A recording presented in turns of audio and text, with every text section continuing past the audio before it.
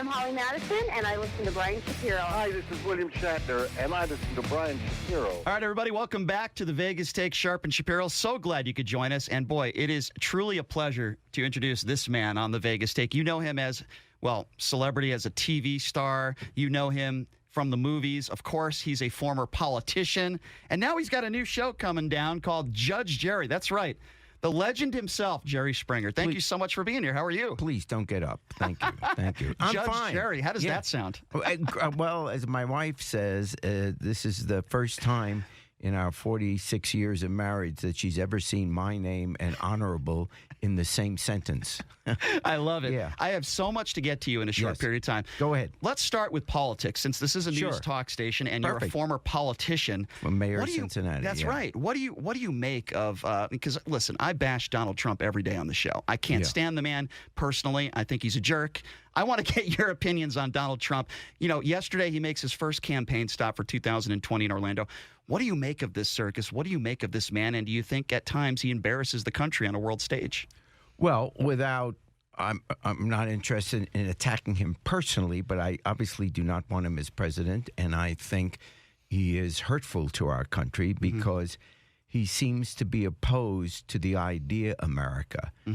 America, at its inception, was to be a multicultural society. That was the goal. We weren't there, but as noted in the Declaration of Independence and in the documents of the time, this was a place where it didn't matter where you were from, who your parents were, how you prayed to God, if you prayed to God. This was a place that you could come and be free. And ultimately, the Statue of Liberty became our symbol. Right. And it's been replaced by Trump with the concept of a wall. And it is just so un-American to be picking on various religions, to be alienating, well, they're Hispanic, they're Mexican, they're Muslim, they're women. Right. It's just un-American. And yes, and I think deep down, that's what offends us the most. You know, we're not going to war over what kind of health policy we have. The feeling, why did millions of Americans protest on the first day he was president? He hadn't yet been president for 24 hours, and millions of people congregated in their towns and cities the next day. It was because there was this fear. We couldn't yet have been upset with anything he did. Right. It was the fear of what he stood for, and we're starting to see that now, the disintegration or the of American institutions. Every cabinet official he puts in power is to basically dismantle the part of the government that person is in charge of. Right. Be the environment, be the Justice Department, health, whatever it is, your job. Even the Defense Department. We haven't had a defense secretary for 9 months now. It's like, do away with what this government is, play into the hands of our, like Russia and Korea, North Korea. All of these elements. It's like, who's he working for? See, Jerry, this is why you need to run for president. Okay, this is why. No, but I'll be your president. No, I was born in England. I can't be president. Well, in fact, I left when I found out I couldn't be king. Well, back in the day, though, you worked for Robert Kennedy. You worked for the Kennedys. That was my first job. Let me ask you a question. What do you think Robert Kennedy would say about Donald Trump? Well, it's what most other, what I believe, rational people are saying. Yeah, this is, I mean, it's unfathomable what's going on. I think we can survive it. If this will be a blip in our history, but if he's reelected, it's going to be very difficult to come back after 8 years of this. After 4 years, I think we can.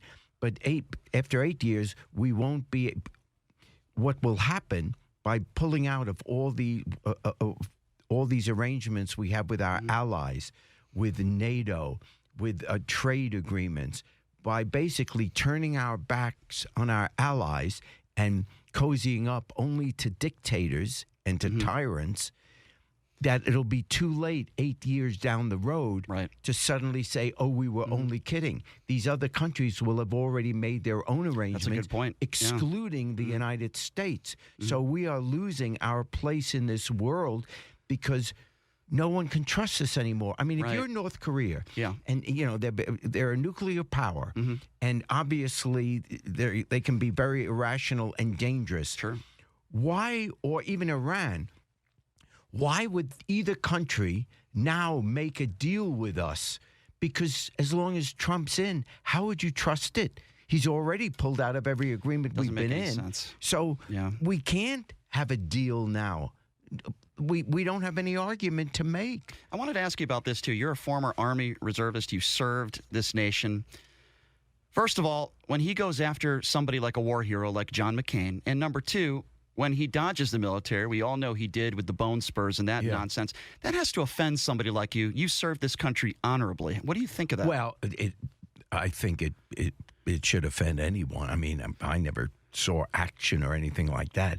But the people that put their lives on the line for this country, what do we tell their families, first of all, of those who didn't make it back? That we were only kidding about what your son or daughter died for? That when we pretend to be patriots on the 4th of July or at the 7th inning stretch of a ball game, sing the national anthem or God Bless America, that we didn't really mean what we say America's supposed to be, that it's okay to discriminate, that it's okay to pick on various religions or races or ethnic groups, that we don't try to help people that need help. Then what were we fighting for? Every country has a pretty national anthem. Every country has their own heroes. What makes America special is what the flag stands for, not the material of the flag. We don't stand and honor silk. We don't stand to honor because, gee, red, white, and blue are such pretty colors. Right. We stand to honor what the heroes stands for, and the people that have fought and died for this country. And to spit on the flag by basically spitting on everything our country stands for, that's untenable. I agree. And why do we say that's okay with our president? No one. I don't care how conservative you are, how Republican you are, how no one raises their child and says, when you grow up, I want you to be like Donald Trump. You're so I mean, right. that's the truth. I ask people that all the time. Even if you like a tax policy, you don't want your kid to behave like Donald Trump. I say that all the time. What kind of model is he setting for others? And what kind of role model? President. Why do we think the presidency is so insignificant that our country means nothing, that it's okay to have a president like that? You are absolutely right. If you're just joining us, we're speaking with Jerry Springer. He's got a new show coming up called Judge Jerry. All right. Now that we've talked a little bit enough about Donald Trump, let's try to have a little bit of fun here. You know, you've done so many amazing things in your life, but did you ever think that we would say to this day that you would have one of the highest rated ever talk shows in the history of television? There's not many people that could say that, right? And you had it. Well, I'd like to formally apologize. No, I think my show ruined the culture. No, it didn't. But no, but it's you want to say it's 99% luck, but truthfully, it's 100% luck. There are so many really talented people. I mean, I think I'm a nice guy and reasonably bright, but there are people that are talented, and I'm not what you would call talented. You don't believe that, do you? Oh, I honestly You really do. believe you're not talented? I think I'm smart, and I think I'm nice, and that gets you a long way. But no, I'm not particularly talented. No, you go to Hollywood, or you go and see these people that are great actors, great singers, great dancers, great violin players, piano players. But you knew when to step back. Athletes. You knew when to step back and let that's a trashy skill. people be entertaining. That's a skill. That's a skill. But I never thought I was talented. No one picked me in high school and said, boy, that kid's going to be in show business. Were you popular in high school at all, by the way? I wasn't known in high school. You weren't known. You were the I had smart, my five geeky kid, or friends like... who lived I grew up in New York in an apartment building. And my best friends were the five guys that lived in the same apartment building as I did. And we went through school together. But no one knew me in high school, no. and no one knew me much in college. As I said, I did well in school and got good jobs, but I got lucky. The only job I ever applied for in life was to be mayor, because you had to run for that. And you were successful. Every at that. other job was offered to me. I was recruited out of law school by a law firm. And then after I was mayor, I was recruited by NBC to anchor their news for Cincinnati. After I was doing the news for 10 years, I was hired to take Phil Donahue's place. I didn't audition. I didn't try out. That's incredible. So every job, Judge Jerry, NBC came to me as I was stopping my show. I'm 75. They said, "Would you consider doing a judge show?" That's incredible. It's like it's pure luck. What is going through your mind when you're on a show and you see two trashy people going at it with one another? Are you saying to yourself in your head, wow, this is great television? Or are you saying, oh, my God, I can't believe I'm doing this? Like, what is going through your mind when you see some of the craziest things you've seen on the Jerry Springer Show? Number one, do I remember where the bank is? No. What honestly goes through my mind is we're all alike. Yeah. They're but for the grace of God, you know. They are like everyone else we bow down to on late night television, the celebrities. There's nothing different. The stories of the people that were on my show for 27 years, it's no different than the stories of the celebrities who appear on late night television talking about who they slept with, the drug issues they've had, their broken marriages, and we can't fast enough buy their albums, go to their movies. The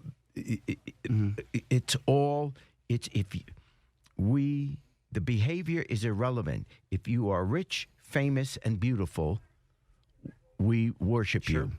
And they have the people on my show had the same exact behavior, except they don't speak the Queen's English. They're not famous, and they're not known. That's true, but it's great reality the same TV. Thing. Yeah. Someone cheated on them. Right. They're upset about it. Right. And it just because they didn't have the luck that celebrities have. Right. Or they don't have the looks. Sure. So there is no, we're all alike. In a way, you are right. I do not disagree with you. Jerry Springer joining us. Okay, so Jerry, you're pretty, as far as your personal life goes, you don't really like to talk about that stuff. Is that fair? I mean, you're not really the type of guy. I've been married 46 years, and I love my wife. So when you look at what the owner of the Patriots, what happened to him, Kraft, you've had some up and downs in your life. You had some issues in the past. That's way in the past, and I know you don't want to talk about that. I don't care about it. We can talk about it. Well, I mean, you had that issue with the check. I was in my 20s, and I went to a massage parlor, and I'm sorry. I didn't mean to have a good time there. What was going through your mind when you signed a check, though? Because that was weird. Because it didn't dawn on me that I was doing anything bad at the time. Well, let me be clear. Let me be on the record. What I think you did, I don't think there's anything completely wrong with it. Yes, is there sex trafficking?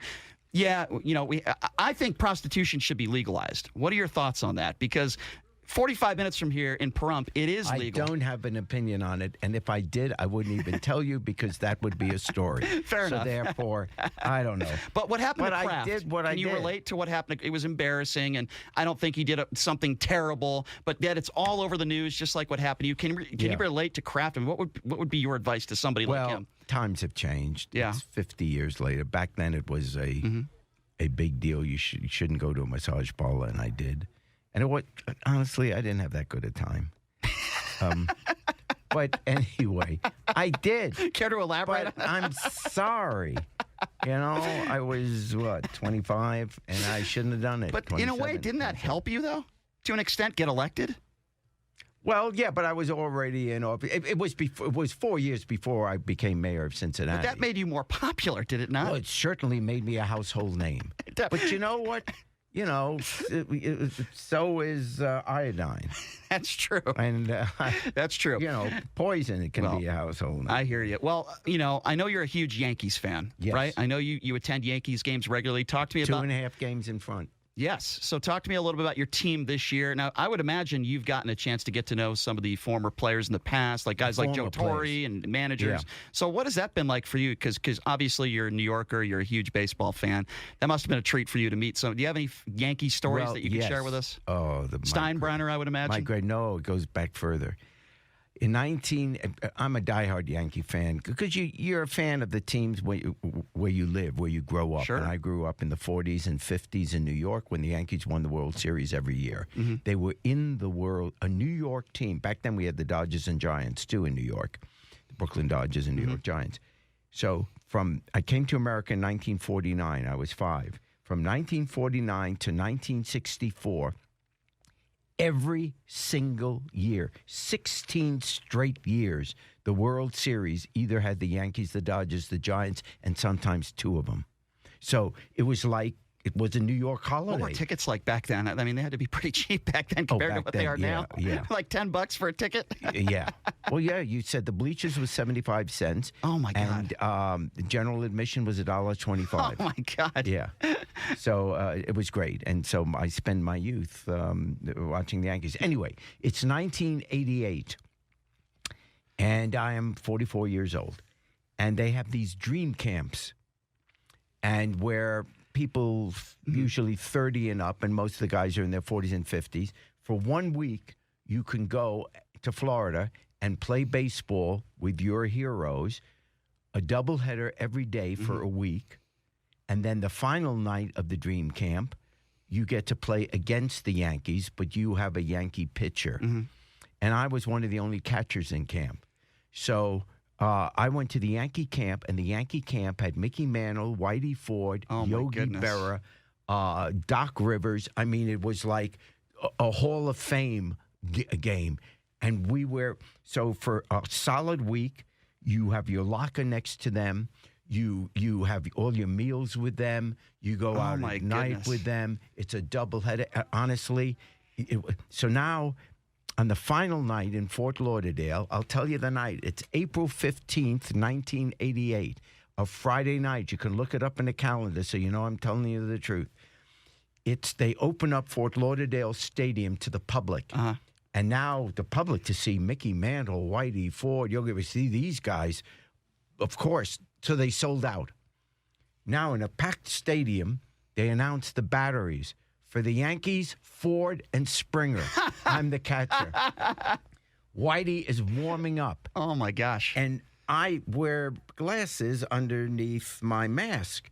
And my glasses are fogging up, and I'm tearing up because this is my whole childhood coming back to me. Oh, my gosh. And suddenly, out of the dugout, coming to bat, here comes Mickey Mantle.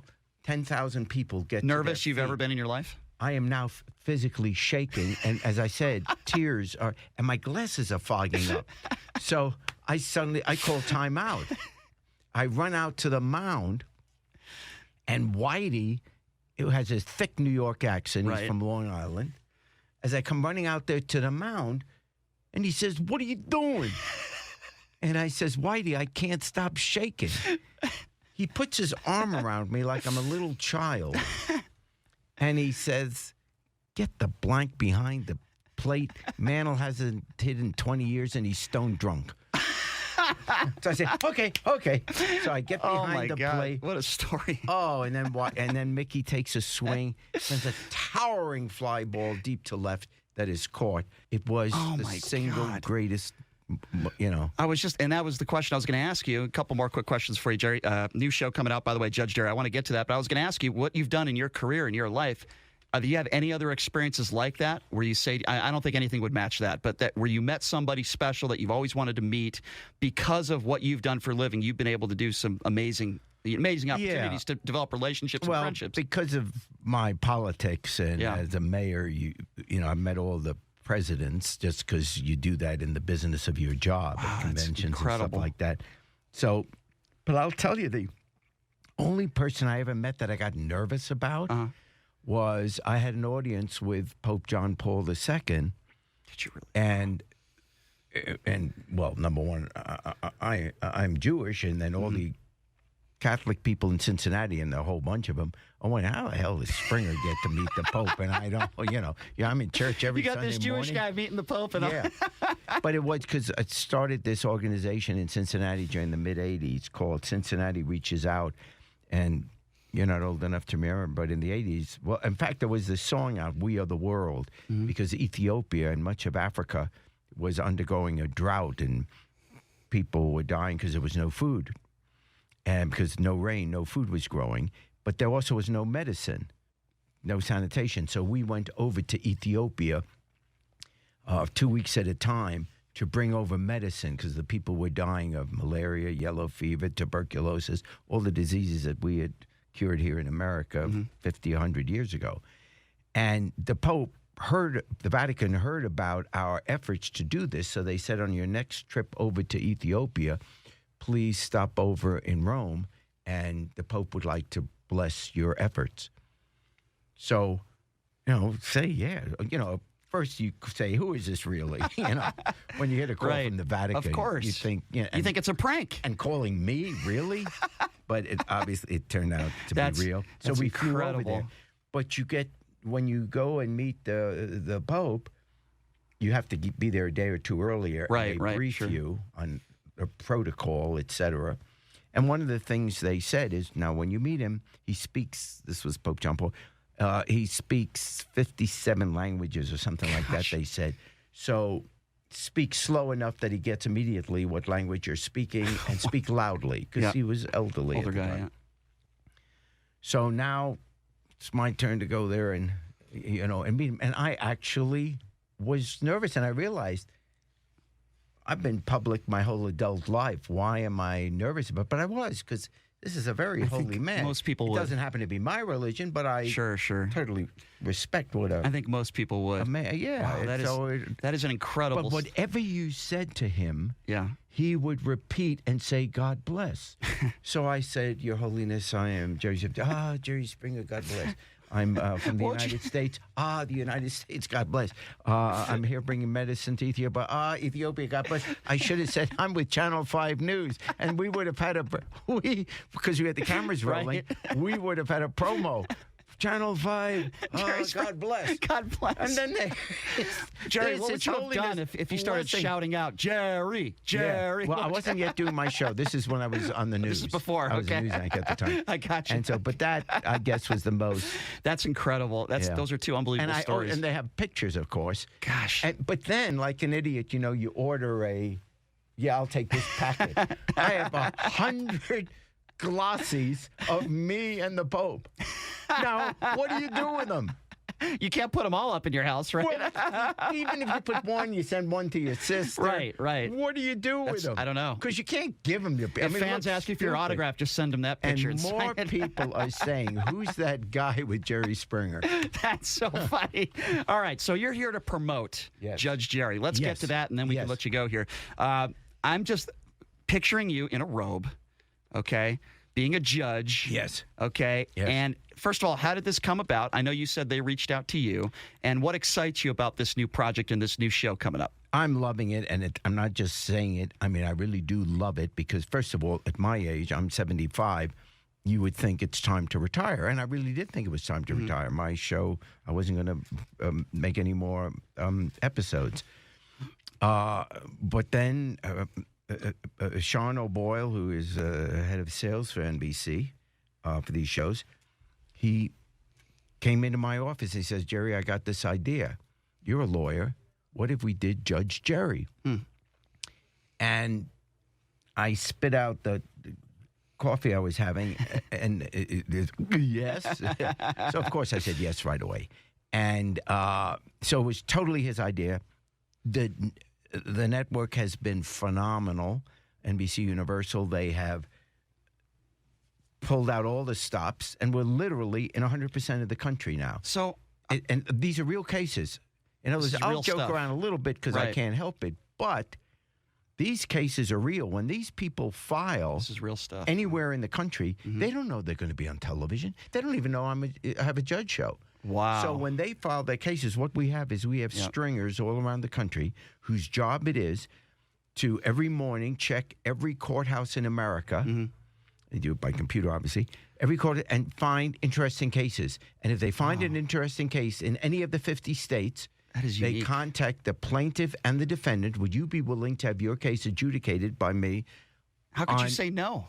Well, some obviously do. They don't want. Well, some don't want. They don't want to be on television. TV, but yeah. I would say yes. So we fly him to Connecticut, Yeah. and then whatever decision I make, and this is true of all the judge shows, whatever decision I make, that's it. They can't I love appeal it. then to a court of common pleas. So I love have it. to deal with them the with former respect. mayor of Las Vegas, Oscar Goodman, who I'm sure you met, know, sure. he tried to do a show like this. And I'm going to tell you something. It didn't work, and I think the reason why it didn't work is it doesn't fit him. I personally believe this fits you. You're quick-witted, you're funny, sarcastic, you're, as you said, very intelligent, well-spoken, and you've been doing this for such a long time. He really didn't have that background, not even close to what you have in doing television. I think this is perfect for you. This, especially where you are at right now. This is the perfect scenario for you. I hope so. I have to say, whether it is or not, the viewers will decide. But I'm loving it because it's like, on a serious note, the first time in 30 years I have to use my brain. In other words, doing my other show was fun. But when you do my show, there are only 3 sentences you have to have. You did what? Come on out. We'll be right back. If you can do those 3 sentences, you're a talk show host. That's true. But in this, I have to know the law in the 50 states. Right. The laws that apply do your to homework. that case. Yeah. You really do. So we tape every other week because my off week, I have to study the 30 cases. I do 30 cases a week. This is real stuff, yeah. Yeah, it really You're is. impacting people's lives in a real way. Yeah, here. so I have to doubt. deal with it seriously. So I love it. Yeah, well, Jerry, thank you so much for your time. We've kept you long enough. Thank you. This is fine. You're fun to talk to. I appreciate it, Very Jerry. Good luck interesting. with this show. You've been successful with just about everything you've done in your life, and I have no doubt this show, Judge Jerry, is going to be successful. Jerry Springer, thank you Thanks so a lot. much. Thanks for having me. This is the Vegas Take with Sharp and Shapiro.